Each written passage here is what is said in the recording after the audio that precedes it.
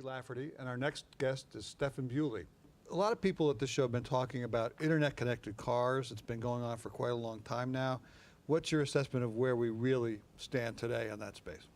Yeah, internet-connected cars is really interesting to me, and I'd like to think about it in two separate sections. So I think about it as the machine-to-machine or Internet of Things that doesn't involve humans, and then there's also the infotainment side where you have a human interface that's interacting with an application or the web.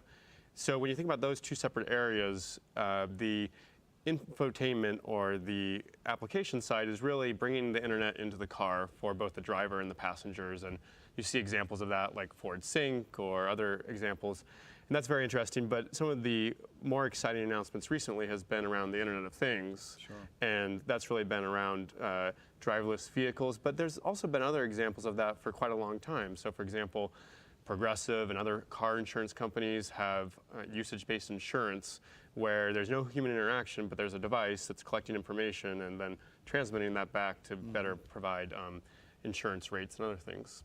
So I like to think about those separately, and I really think a lot of the announcements recently have been around the Internet of Things.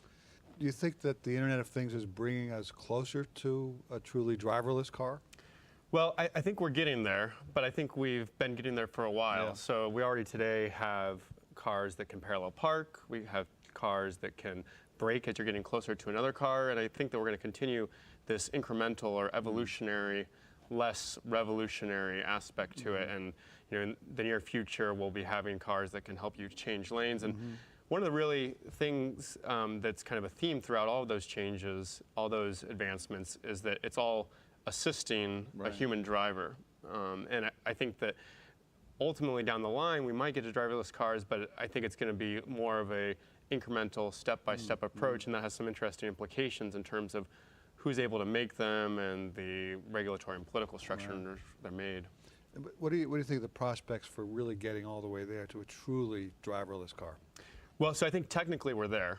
Audi made a nice trip during this conference from Silicon Valley all the way to Las Vegas, and kudos to them. And in fact, California, Nevada, Florida, they all issue driver's licenses on a provisional basis right now for driverless cars. So I think technically we're there, but I think there's a long ways to go regulatory-wise and politically.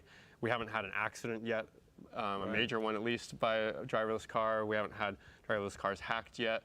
So I think the true prospects are really going to be decided outside of the technology arena, and I think that that's going to be beyond the 5-year timeline that some of the optimists are thinking, and I'm optimistic as well, but I think it's really more about regulatory and political considerations.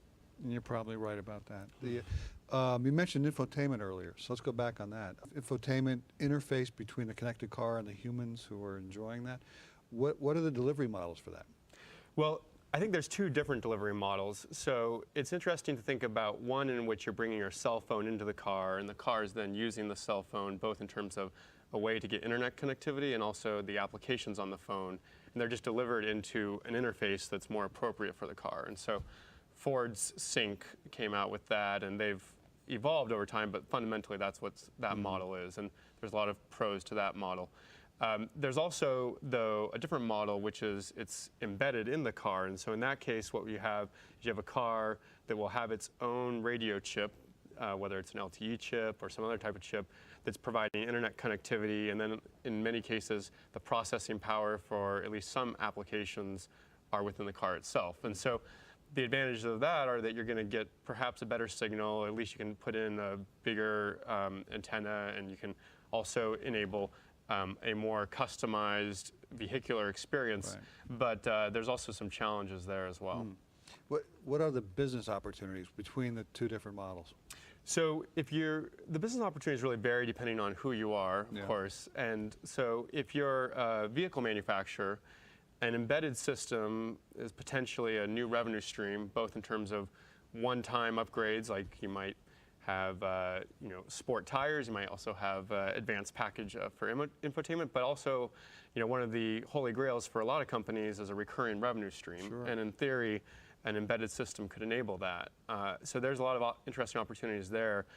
At the same time, though, there's some challenges because there's only so many subscriptions that a consumer is willing to pay for. Exactly. And in some cases, even beyond the monetary aspect, if I've already downloaded Pandora onto my phone, I don't want to re-download it onto into my car, and I don't want to have to authenticate it. So there's a lot of challenges with an entirely embedded system with a separate revenue stream. And so I think, ultimately, where we're going for a car manufacturer is less around a recurring revenue stream and more around the opportunity to upgrade to a richer feature set, the opportunity to sell more cars, and also the opportunity to add in a couple of vehicle-specific applications that might be tailored to what they need. If you switch gears, though, say the business opportunities and challenges for other types of companies, on the wireless carrier side, I think there's some great opportunities because regardless of whether it's embedded or in your cell phone, in either case, you're using more data. And if you're using more data, then that's only going to help the revenue generation for, say, Verizon, AT&T, Sprint, T-Mobile. And so I think that if they're able to make it affordable, and I think they're well on their way there with the shared data plans, but if they can make it affordable to add your car into that shared data plan, then I think there's some interesting opportunities. And then finally, there's technology companies and Apple Play and the Android Auto are some interesting opportunities there. But beyond the obvious Google and Apple, BlackBerry with QNX has made a resurgence. They were selected by Ford to power the latest version of Sync. And I think in general, there's some interesting technology platforms that can be tailored to the car and infotainment. Well, thanks for being with us. Thank you. Appreciate it.